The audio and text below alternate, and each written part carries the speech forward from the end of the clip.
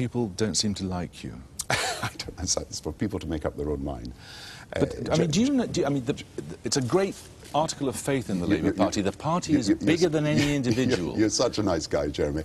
You're such a nice guy. And you can say to me that people don't like me. No, but...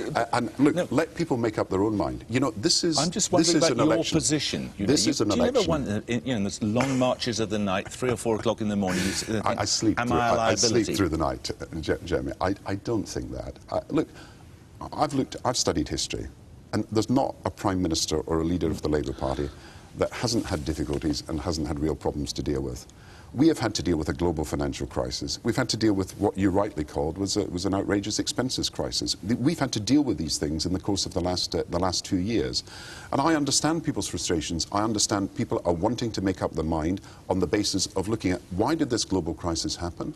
Why did this expenses crisis happen? That's why there's so many undecided voters at the moment. They've got a right to look at what happened and say, what can we do for the future? But I think when people come to a conclusion, they say, who's best for jobs? Who's best for the NHS?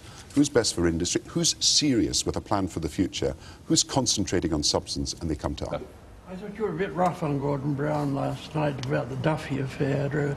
Once you got your teeth into it, you wouldn't let it go. He called you a nice guy to your face. I wonder what he called you after he got back in his car. Right, that's going to really affect how you vote. You say... I think we knew he had a temper.